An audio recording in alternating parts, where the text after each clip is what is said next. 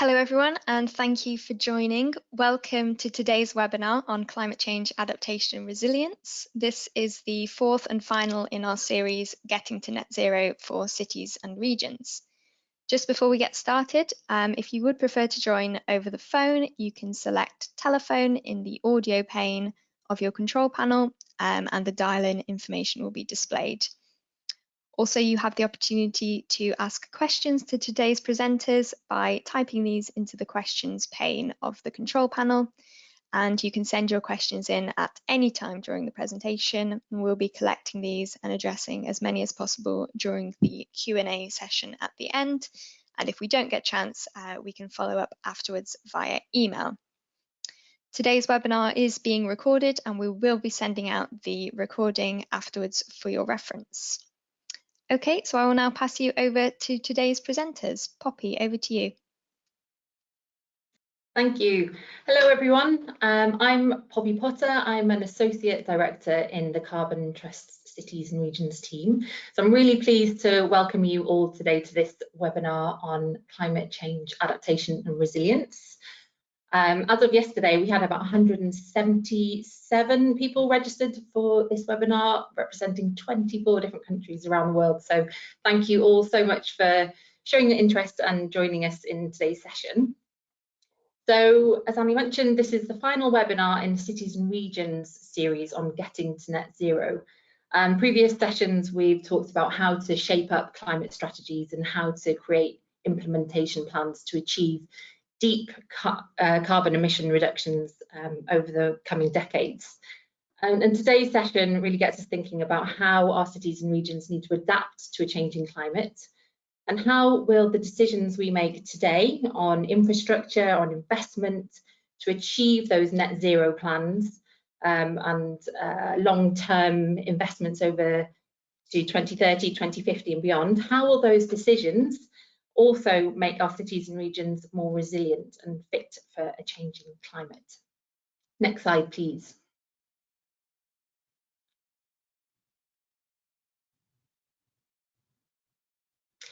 So in today's session, we are going to run through who we are in the Cities and Regions team, what we mean by adaptation and what that means for local authorities specifically. We'll talk about some of the tools we've been developing at the Carbon Trust to work on adaptation. And it's not on this slide, but we are aiming to leave about 10 minutes for questions and answers at the end of the session.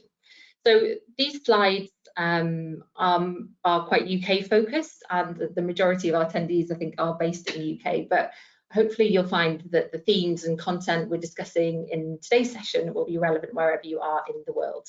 Next slide, please. And another one, please. So at the Carbon Trust, we've got nearly 20 years experience of working with the public sector to shape its response to the climate crisis. And in the Cities and Regions team, we work with local authorities, municipalities, cities, all types of public bodies to help them to take positive action on climate change. The Cities and Regions team is based mainly in the UK. But we do work with our colleagues in the international offices around the world as well. And in today's session, you'll get to hear some snippets of our recent activity on adaptation with the public sector. Next slide, please.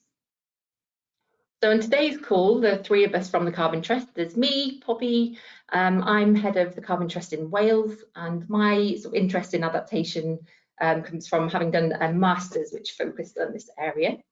Rob Franklin also has an academic background in adaptation, and he's been leading the development of our in-house tools on adaptation. Charlie McNally works on city-wide climate plans, and he's really been driving forward the Carbon Trust's offer on adaptation services over the last couple of years. Next slide, please. So there are some members of the team who aren't on today's call, but really worthy of a mention here. So the chair of the Carbon Trust board is Baroness Brown, and she is also the deputy chair of the UK Committee on Climate Change Adaptation subgroup. And then two others who happen to be on holiday today is Dave Riley, our director, who leads our cities and regions work globally, and Florian Ortiga, who is our adaptation lead at the Carbon Trust. Next slide, please. And finally, really pleased to welcome two guest speakers to our session today. We have John Ward, who has over 15 years experience in environmental economics from Penguin Associates, and Chitra Nadaraja, who has been driving forward Hampshire County Council's strategic response to climate change. So thank you both for joining us, and over to Charlie. Great, thanks very much, Poppy. Just going to move to the next slide. Great, so just to kick things off, we're going to start with a kind of an introductory section on what is adaptation and what are the main climate risks in the UK. So the starting point for this is just a bit of two slides of recap. So I'm sure this isn't exactly news for anyone who's joining us today, but just to kind of build right from the foundations, global emissions and temperatures are rising. So in the post-industrial era, we've seen massive growth in emissions, and it's widely accepted by the scientific community that this greater concentration of greenhouse gases in our atmosphere is driving the warming since the mid-20th century that we can see on that graph on the right-hand side. And what's coming out of this is an increase in both the frequency and the severity of hazards. So this is just a snapshot of 2020, a little bit of 2019 in there with the Australian wildfires. 5 tropical storms at the same time in the North Atlantic, running out of letters in the alphabet because there was too many storms in a season.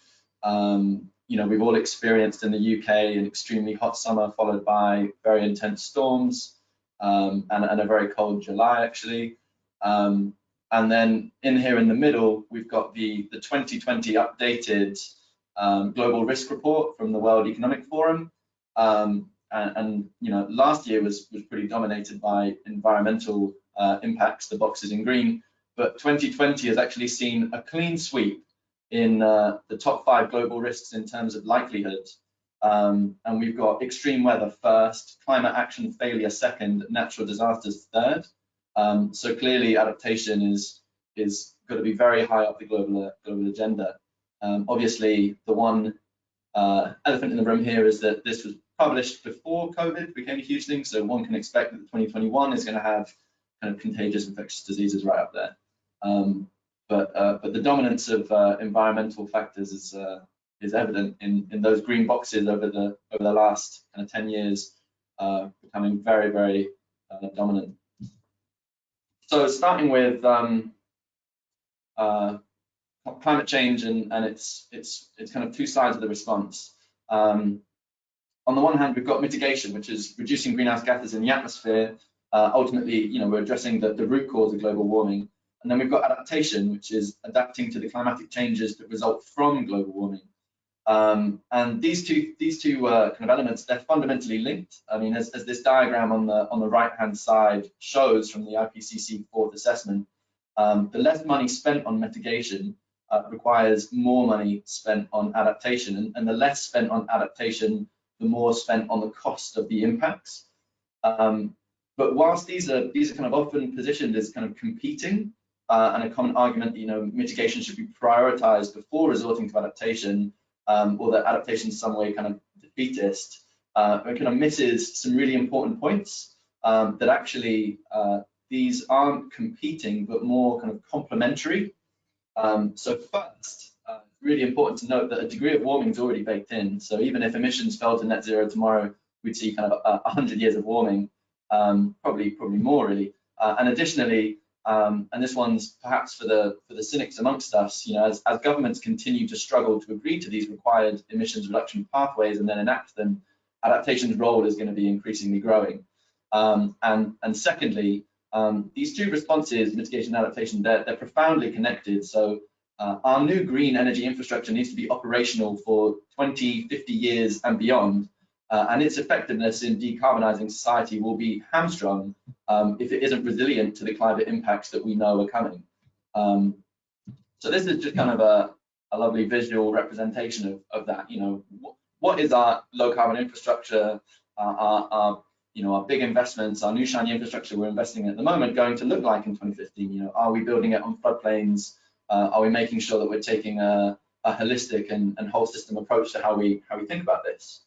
So digging a little bit deeper into climate risk and adaptation, this framework here in the center of the page was adopted by the IPCC and helps us to break it down. So climate risk, what we are adapting to, isn't just one thing, it's actually a combination of three things, sort of kind of equation, if you will. So climate risk equals hazards, so events that may cause loss of life, injury, damage, etc., multiplied by exposure, the presence of people, services, or assets in places that could be adversely affected, and then multiplied by vulnerability, the propensity of these people, services, or assets to be adversely affected. And this encompasses a wide variety of elements, kind of sensitivity, which could be demographic profile, and lack of capacity to cope, which could be income. And these three elements come together to be climate risk. As you can see in the diagram in the middle, climate risk impacts both natural systems on the left-hand side there and human systems, and that those human systems also impact the natural systems, i.e. Adaptation and mitigation actions impact anthropogenic climate change. So this is the kind of the negative feedback loop that makes adaptation so crucial to long-term decarbonization efforts.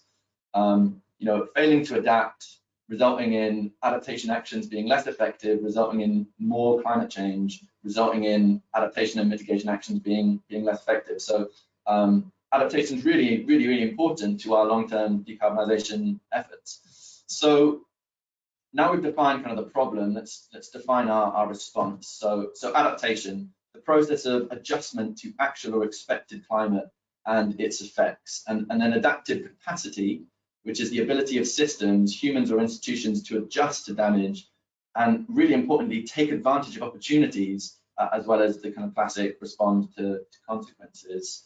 And then resilience, which is a little bit more systemic. So that's the capacity of a social, environmental, or economic system to cope with a hazard whilst maintaining essential function, identity, and structure. So these are kind of the three core elements of what you're trying to develop and build when we're thinking about progressing adaptation within climate change. So what does this look like in practice? Flood defense, solar shading, sustainable drainage, permeable paving. It's very much to do with kind of design and physical, but it can also be to do with decision-making structures, governance, to make sure that during moments of crisis that resilience is maintained. And now, how does this map onto the UK? The UK government is required under 2008 Climate Change Act to publish climate change risk assessment every 5 years. So on the left-hand side, we've got the one from 2012, and on the right-hand side, the one from 2017. And the map in the middle is taken from the 2017 evidence-based report, and it's showing us the risks and opportunities spatially in the UK. So it's really interesting to also be looking at those opportunities and the kind of macro trends, which is kind of it will be much wetter in the west and much drier in the east, and obviously that has then ramifications to do with flooding and water scarcity and how that will impact agriculture as well as service delivery. And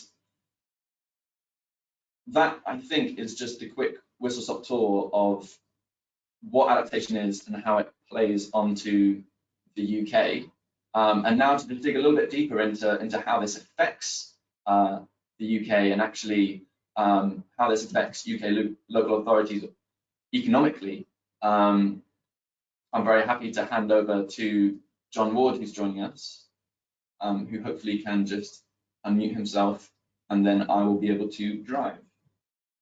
Thank you, Charlie. Can everybody hear me okay? Yep, can hear you loud and clear, John. Perfect, thanks very much. Great. Okay, so that was just building on then from Charlie's previous presentation. If we just flip to the next slide. Charlie was already talking about the first two of these boxes on this slide. So this slide is really setting out how we expect climate change to lead and what that might be. And Charlie was talking about the geographic diversity, but how broadly we're expecting warmer, wetter winters and hotter, drier summers, leading to more intense hazards, so more floods, greater heat stress, potentially longer droughts. And then where I really want to focus in the next 5 minutes, what those more and more intense hazards might mean in terms of the economic impacts, both generally across the economy as a whole, and then specifically in relation to how they might manifest themselves for local authorities. I'd like to cover that or think about 3 specific hazards which are climate change related. One around floods and the greater risk of flooding, one around heat and heat stress, and then finally just a little bit about droughts. But it's the first two which I think are perhaps the most salient and the ones which potentially give the greatest cause for concern. So if we go to the next slide, this is some work which has recently been completed looking at how damages from flooding might be expected to increase in the future. And we're already very aware of how challenging flooding has been for many geographies and local authorities over the last 5 or 10 years. But what this shows is that actually things are set to get quite a lot worse. So we can see that at the moment, kind of current day level of flooding is associated with about $2 billion pounds worth of damages every year in the UK, and then the blue bars above it show how much greater we might expect this to get by 2050, which are the first two, and then by 2080, which are the last 2 bars. And what we can see here is that potentially by 2080, in a 4-degree scenario, so in a scenario where there's no success or few successful efforts to control emissions, we could be looking at anything up to double the amount of damages that we are currently seeing from flooding. And this is assuming that we continue with the current levels of adaptation efforts. So things are clearly going to get worse. And what we can also see here is the other end of the spectrum, that even as Charlie was saying, even if we were to control emissions completely tomorrow, we would still expect to see quite a significant increase. And so the challenge is not, are things going to get worse, but really how much worse are things going to get, and how quickly are they going to get worse.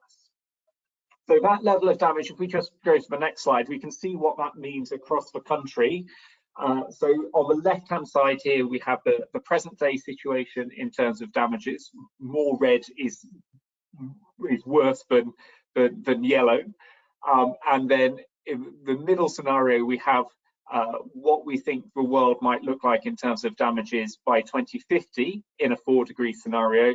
And then on the right-hand side, what we think damages might look like by 2080 in a 4-degree scenario. And I think the 2 things which come out really clearly from this analysis are firstly that it's generally getting more orange and more red as we go from left to right across the country, across the slide. But that also we can see some geographic variation, and that in particular flood risk looks set to become even more acutely a problem in perhaps the Midlands and the south of England, as well as in Yorkshire and Humberside. So we're really looking at some potentially very serious increases in flood risk and the economic damage that would be caused by floods. What we can also go to look at, if we go to the next slide, is what it might mean for specific infrastructure assets. And this chart pulls out some pre-existing data on what might happen to the flood risk experienced by certain infrastructure assets, including many of the assets which are identified in this analysis are assets for which local authorities are directly or indirectly responsible. So it's looking at landfills, includes looking at landfill sites, emergency service sites, and care homes and other social support services sites. And again, what we can see is that the number of infrastructure, of those types of infrastructure assets that are expected to become exposed to frequent flooding is set to increase very significantly over the course of the 21st century. What this chart doesn't quite show, just because of the problems of mapping out the geography of the UK, is that is particularly expected to be a problem in metropolitan areas. We can't quite see it because obviously they're so concentrated and so small in and of themselves geographically. But if you delve down into individual areas, then we can see that a really significant increase in exposure for infrastructure assets is expected often to be in metropolitan areas. So that's what we're looking at in terms of potential flood risk. And then if flick to the next slide, what might that mean to local authorities directly? So the previous slides were thinking about it generally in terms of the impact on the economy. If we narrow in on what it might mean for local authorities, obviously there'll be increase in immediate flood response costs around policing and emergency services, other emergency services. But then perhaps more significantly in terms of longer term costs will be the disruption and repairs of services that local authorities are providing, which become increasingly exposed to flood risk. And then we also shouldn't forget there are also local authority estate buildings which are going to be likely or will definitely be included in these risks, which are expected to, these assets which are expected to become more exposed. So that's all on the expenditure side. And then we shouldn't forget the revenue side, and that I think we're already beginning to see this to a certain extent in some locations, that rateable values and the kind of the ability of the value associated with certain commercial areas will diminish as climate change and flood risk grows, and that could also therefore have an impact on the revenue side as well as on the cost side of the equation. So that was floods. Very quickly moving on to a second hazard where we could expect impacts, which is in relation to heat stress and higher temperatures. And here we've got some evidence suggesting that as every day that we see temperatures above 24 degrees, there's been epidemiological research suggesting that that is associated with a 1.5% increase in mortality in London. But we see that becomes particularly acute among people aged over 75, where the increase goes up to 2 or sometimes slightly higher than 2%. So we're expecting to see potentially significant increases in heat stress causing death, as well as increasing morbidity and the associated health costs of caring for that morbidity. So we saw that in 2003, that led to a 1% increase in emergency admissions for those under 65 and a remarkable 6% increase for those aged over 75 years. As climate change increases and becomes more intense, and as therefore temperatures and peak temperatures get higher, we will expect to see those sorts of impacts becoming more and more obvious. So that's the impact on mortality and morbidity, but also it has a slightly more kind of pernicious or widespread effect across the economy as a whole. And what we've seen in recent years has been a lot of evidence looking at how productivity of workers declines as temperature increases. And obviously that's a function of what the temperature is, but also the sort of work that people do. But if we look, what we see here is kind of a best guess of kind of the central case estimate of how productivity falls as temperature increases. And maybe this will feel very salient to people who have just suffered the heat wave over the course of this summer. But we can see that as temperatures, humidity adjusted temperatures go above 26, 27 degrees, we begin to see declines in productivity. And but those who are involved in heavy labour and intense labour, we can get, as soon as we get to temperatures of around about 31, 32 degrees, we're actually seeing productivity decline by as much as 50%. And by the time we get up to those really extreme temperatures, 37, 38, 39 degrees, we can see effectively productivity for all workers shrinks to 10 to 15% of what we'd normally expect people to be able to do. So really quite extreme impacts on productivity at those very high temperatures as well. And therefore, what might this mean for local authorities? If we pop to the next slide. Obviously, local authorities are responsible for employing a lot of people, and a number of people working outside, and therefore we might expect to see these productivity impacts, which I just mentioned, impacting on the productivity of its own employees. As health costs increase, we might expect some of that spilling over into social care provision, as pressure on hospitals becomes greater, and therefore there's more healthcare provision which needs to be undertaken in care homes. And also not something which has been looked at so much in the UK to date, but which I think will become more important moving forward, thinking about how heat stress and extreme temperatures might increase the need for asset maintenance, especially around roads and the repair of roads. There's something on the revenue side there, but I suspect it's slightly less important in this context, and that the real impacts from heat and heat stress are going to be on the cost side of the equation. And then just very finally, just also to very quickly talk about droughts. Again, an area where more work definitely needs to be done, but we can see from the 2011-2012 droughts in England that studies have shown that led to a reasonable impact on revenues and profits for those in the private sector, especially those around agriculture, landscaping, golf and water supply in particular. The numbers actually were relatively modest, but the researchers for this particular piece of work found that had the drought gone on for a third winter, then they would have expected to see the sorts of losses they found in their analysis potentially increasing, not in a linear fashion, but in an exponential fashion, with potentially impacts on profits of private sector companies kind of increasing by about tenfold had there been yet just one more dry season over the winter. That's obviously of concern for the prosperity of the local economy, but generally, but also if we think directly about the direct impacts on local authorities, we could imagine that local authorities might find it increasingly difficult and costly to provide a number of their leisure and recreational facilities in a situation in which water shortages become more and more acute. So that's a kind of, again, a whistle-stop tour through those different climate impacts. Of those, my takeaway is really that flood risk is clearly a very paramount concern and is almost certain to get worse. But I really think it's important we don't forget the heat stress and the labour productivity impacts that might cause as well, and kind of spreading out across all across the economy, which will impact local authorities potentially quite significantly as well.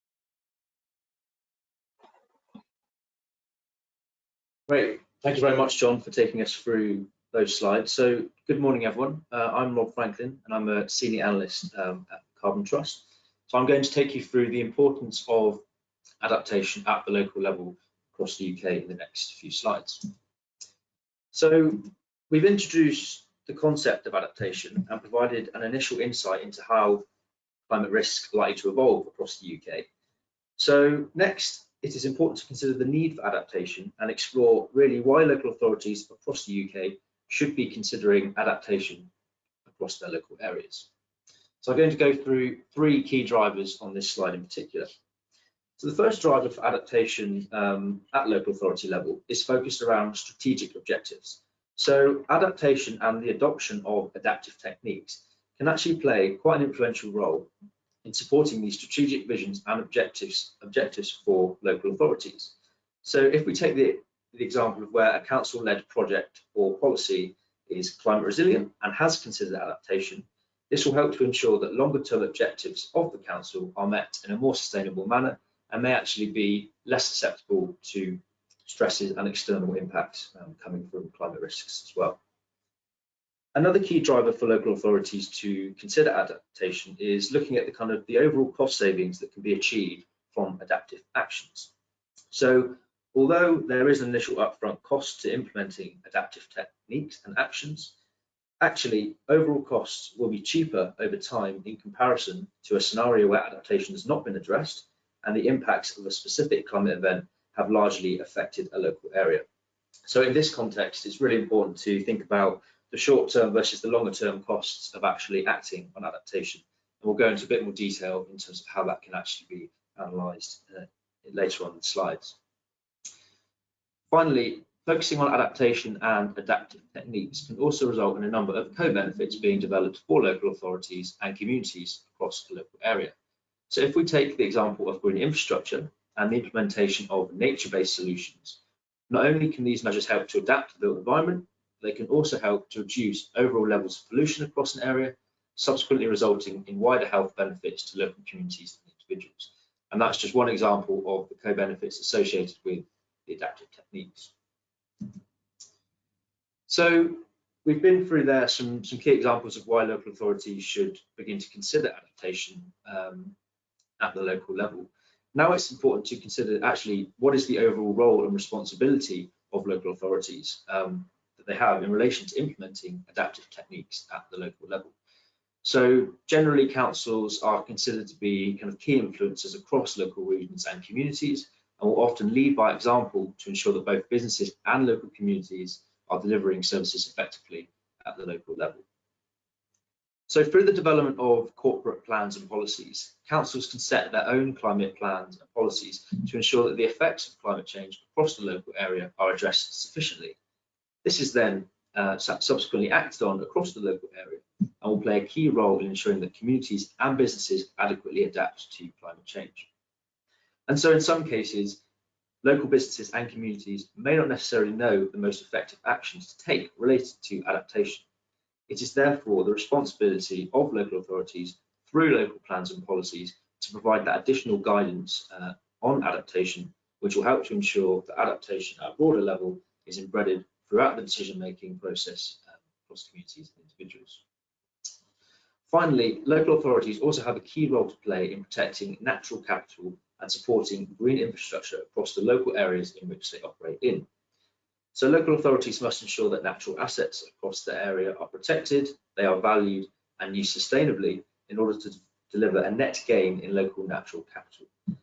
And many studies have shown that nature-based solutions can actually play an important role in adapting our built environment, with natural solutions providing both urban cooling, flood management, as well as a wide range of other health benefits and biodiversity gains as well. And again, that's just another good example of the dual benefits that can be achieved through adaptive techniques. So next, it's important to consider the multitude of actions that local authorities can take to actually act on adaptation. So what can be done at the local level? So I'm going to run through very briefly some key examples of the sorts of actions that local authorities can take, which will result in a variety of dual benefits, and as I said, an overall shift towards greater adaptive capacity at the local level. So one of the first things that local authorities can consider when it comes to adaptive action is the development of green infrastructure. So enhancing the amount of green space across an area can not only improve overall levels of adaptive capacity, but as we've already discussed, can result in a number of dual benefits, looking at kind of health and biodiversity gains as well. Enhancing levels of green space can offset the urban heat island effect, can help to manage flood risk and provide biodiversity corridors for a number of different species as well. And a good example from our own research relating to the development of green infrastructure is the open space strategy that's been adopted by Glasgow City Council. One of the key aims of that open space strategy is to create an attractive urban environment whilst actually managing surface water flood risk. So there have been a number of surface water management plans that have been developed, has resulted in the implementation of sustainable drainage systems, vertical green walls, and street trees and rain gardens as well. Finally, another key area that local authorities can kind of focus on when thinking about adaptation is the development of local partnerships, which will ensure that local authorities are working closely with local stakeholders to develop a coordinated and localized adaptation response.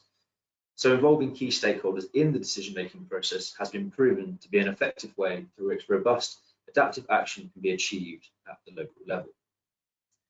So that's just a very quick few examples of the types of actions that local authorities can take on adaptation. I'm now very pleased to hand over to Chitra Nadaraja from Hampshire County Council, who's going to talk us through the approaches that have been taken at the Council to act on adaptation and resilience. Thank you. It's nice to be here. And I'm just going to run through Hampshire's journey in terms of climate resilience. And as you'll see from this first slide, we actually started thinking about climate change back in 2001 and very much started from a resilience perspective, which I think is quite unusual for local authorities, as we've heard this morning. Can I move to the next slide, please?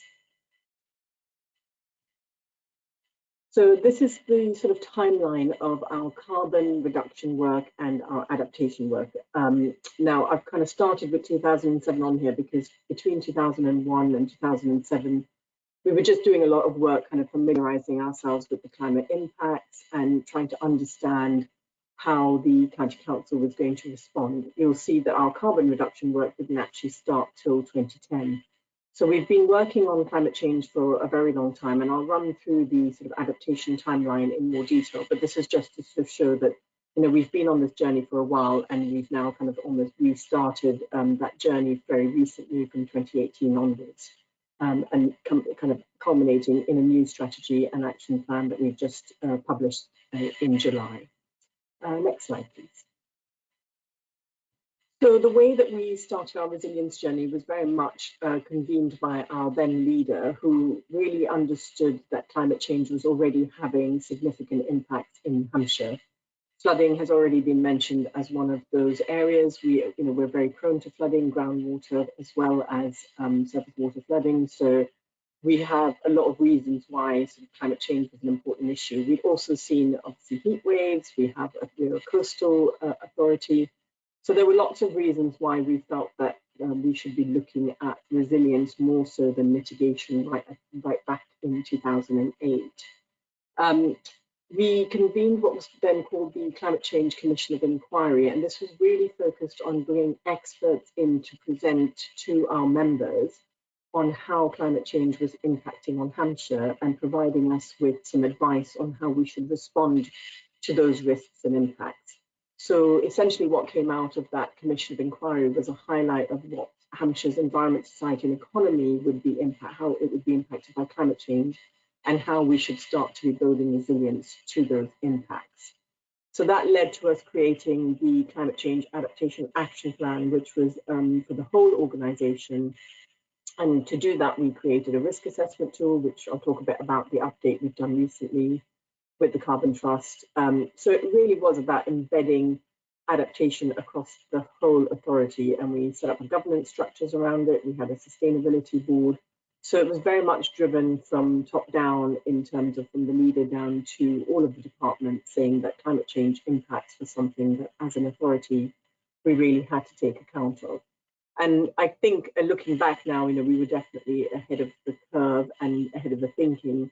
And I think we really understood our role as a community leader, but also that we were there to protect our residents against the sort of risks and impacts of climate change first and foremost. And that was our role as a local authority. So that's why we kind of pushed ahead with the climate adaptation work.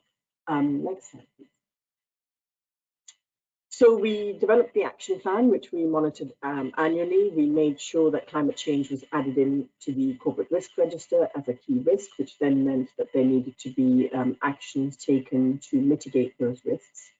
We also worked on a fairly large European project with 10 partners in Europe, looking at how do we incorporate adaptation into spatial planning. And part of that was also looking at developing adaptive capacity within organizations. So really understanding as an organization, what do you need to be able to respond to the impacts of climate change? I think the kind of things that have been said about the costs of climate change and kind of how resilience can reduce the long-term costs, those are really challenging things to prove in practice, but they were things that we understood very early on, and that's kind of why we did that work on a European scale, sort of understanding how we can build resilience in now so that our sort of future costs will reduce. So in about 2012, we were at the peak of all of this work, and obviously austerity then started to really kick in, and the climate change work started to be deprioritized. But because we've done a lot of the groundwork to make sure that the principles of resilience were being embedded across everything that we did as an organisation, we were in quite a good position going forward, and that kind of maintained itself for the next sort of 6 years. Next slide, please. So in 2018, our leader at the time commissioned a Hampshire 2050 Commission of Inquiry, and that was really to look at what were the long-term impacts for Hampshire that we needed to take account of for 2050. And obviously through that work, climate change emerged as the most important driver, most important risk for Hampshire. It was kind of at the same time that all this stuff was starting to happen with Greta Thunberg and Extinction Rebellion, so it's kind of almost a perfect storm, and then everyone started declaring climate emergencies. So the Hampshire 2050 was actually the kind of kickstart for a new kind of focus on climate change for Hampshire, and then it sort of became quite a global issue, so it fitted quite well into what we were trying to do. So essentially the Commission recommended that Hampshire look at developing and promoting a strategic focus on embedding both climate resilience and mitigation across everything that we do in terms of policies and sectors, and also with our communities within the Hampshire area. Next slide, please. So that's essentially led to where we are now. So we've declared a climate emergency, and I think uniquely as a local authority, we have set 2 targets. So the carbon neutrality target, which is kind of common to all local authorities that set a target through the climate emergency, but we actually set a target to be prepared for a 2-degree rise in temperature. Now, these targets are totally up for being reviewed. We recognise that 2050 is aligned with national government. We also recognise that 2 degrees may not be far enough, but at this point we decided that 2 degrees was a good place to sort of start from. So we are kind of, this is very much entrenched in everything that we do. You know, it is a twin track approach, and we don't place any more prominence on our mitigation work over the resilience work. They have equal standing within the organisation and within all of the activities that we undertake. And I think it's really important to say that, you know, the kind of resilience side of it is really about understanding that, yes, those impacts of climate change will have a financial impact on our economy, but they also have a sort of mental health and well-being impact on our residents. And we know that, you know, flood events can have really long-term impacts on people from a mental health perspective, and we think that's a really critical part of our role, is being able to kind of minimise those impacts long-term. Next slide, please. So finally, this is really how our strategy has been sort of set. We've got what we call strategic priorities, which are the sectors that we're going to be focusing on. So they won't give any surprise. So it's transport, residential, buildings and infrastructure, energy, waste and the circular economy, the environment, and the green economy. So these are, as I said, all of these will have a focus on both mitigation and resilience, and we have an action plan that is split both into mitigation and resilience, and we'll be monitoring it accordingly. And in order to really kind of embed this into our decision-making process, we've been working with the Carbon Trust on 2 decision tools.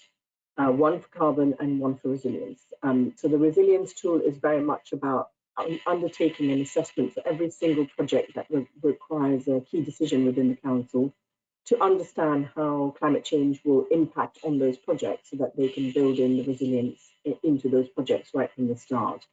So we're starting to roll those tools out now. We've just kind of approved them at the last cabinet meeting at the end of September. And we're starting to implement them within the Environment Department to start with as a test. So really, this is going to be about educating all of the officers, again, within the council, to understand how they can take account of climate change, both in terms of, you know, keeping the emissions down, but really also in terms of building resilience. And this goes across everything that we do. So it's not just the obvious things around the sort of environment or built environments of transport. It's also things like public health, adult social care, children's social care, you know, really in literally every aspect of what we do as an organisation. So that's kind of where we are, and that's the journey that Hampshire took to get there. And as I said, you know, we're very lucky that both mitigation and resilience have always been a key priority for us and continues to be. Thank you.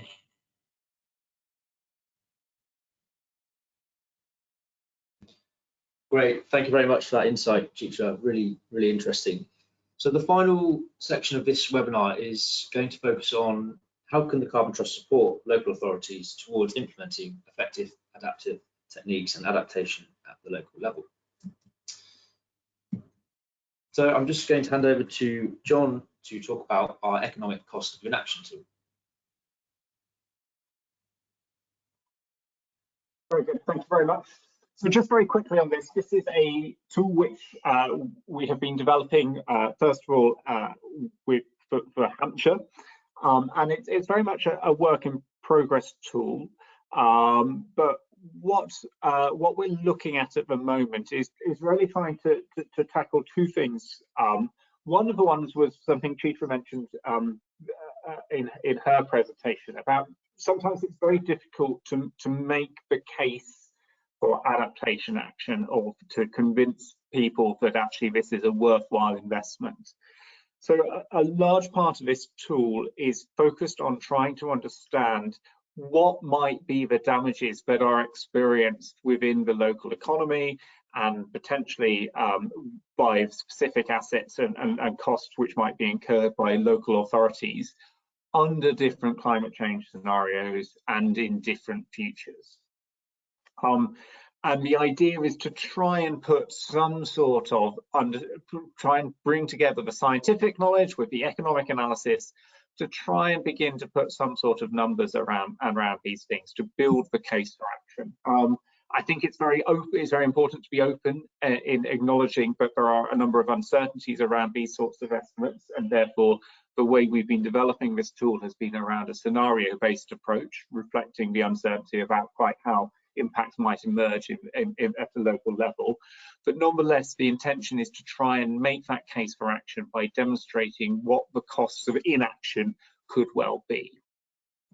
And then the second main role for the tool has been to think about trying to identify where are the costs likely to be most acute and where is attention needed to be directed most in the short to medium term. And we mentioned there was a bit of a discussion in the chat around the kind of the fact that different hazards may be more or less important to different or local authorities. And the second part of this tool, then, the second aim of this tool is really to help local authorities identify where are the particular hazards which might impact them and the costs which might be most relevant to them, and therefore whether the particular climate impacts and the particular adaptation options that are going to be most important to think about. And here you can just see a dashboard showing some of the results of this work, and you can see that we've got different hazards in terms of rainfall and heat waves, and we've got different severities of those hazards. And what the tool does is try to pull out over different time frames what we might think the size of these impacts might be across different aspects that might matter to local authorities in order to try and achieve those two objectives that I've mentioned. This version is working and it's delivering results, but at the same time we're also looking to develop it further into the future, linking it more closely in with emission scenarios so that we can understand how much better or worse things might be under different climate futures, so that people can begin to understand that complementarity between mitigation and adaptation that Charlie mentioned right at the beginning of the presentation. So another tool that Carbon Trust have been working on, again with Hampshire County Council in this case, is the development of a climate change risk assessment tool. So for Hampshire County Council, we worked to develop this climate change risk assessment for the southeast region. And this tool used the latest UK climate projections from 2018 to essentially assess and quantify how climate variables are likely to change across the southeast region towards the end of the century. So what you can see on the screen here is essentially how those variables across the southeast region are set to evolve towards the end of the century under an RCP 6.0 scenario, which is a future emission scenario where only a medium level of emissions reduction is modelled out towards the end of the century. So in summary, this graph is really showing that projections across the southeast region are likely to become hotter and drier towards the end of the century. So we can actually see that summer temperatures and precipitation decreases are actually witnessing the greatest rate of change, and they're therefore likely to witness the greatest levels of change towards the end of the century. And what analysis of this nature can provide is it can provide that insight to local authorities as to indications as to the climate risks and impacts that communities and individuals are going to have to adapt to in future years, and can provide that initial insight into the types of climatic conditions that are likely to be witnessed across a local region, which can then shape future decisions going forward. So the final tool that we've been working on with Hampshire County Council is the development of an adaptation project screening tool.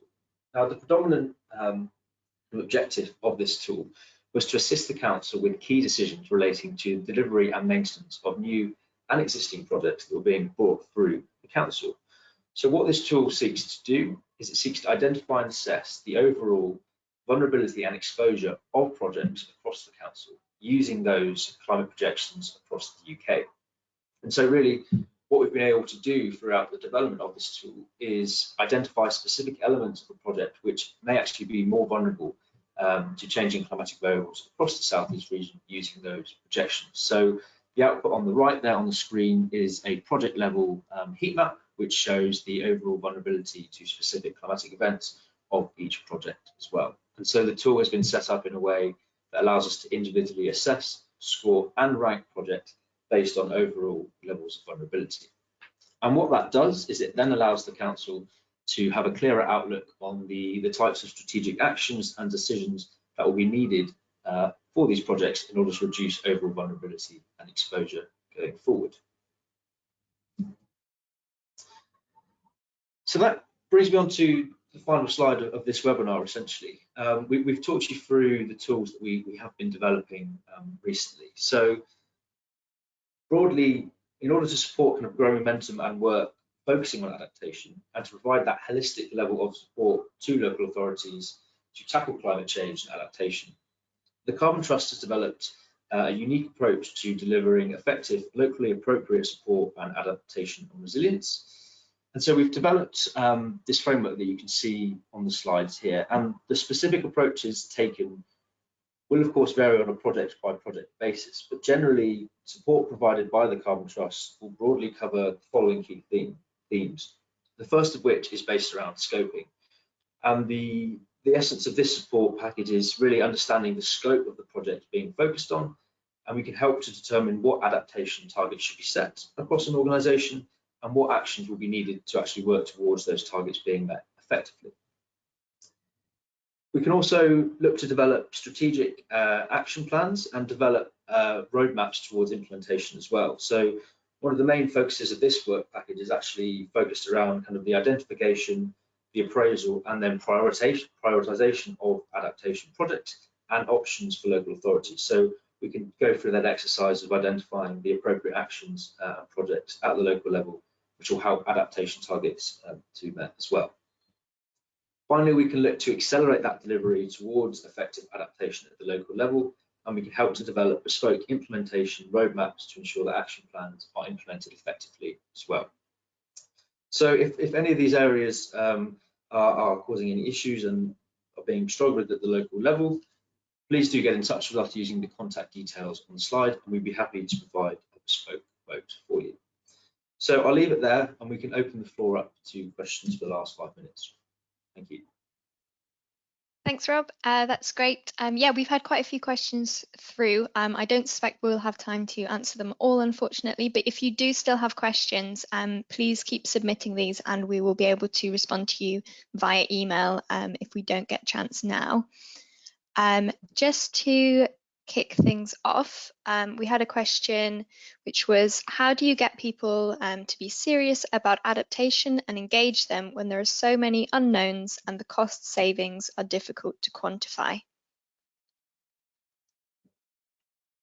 That's a very good question. I think I take this one initially. I think a lot of it comes down to particularly that point on the cost savings and the kind of economic and commercial argument around adaptation and resilience, you know, those are really important drivers, and those are going to be things that are going to be crucial in order to winning buy-in, you know, across regions, but also importantly within organizations.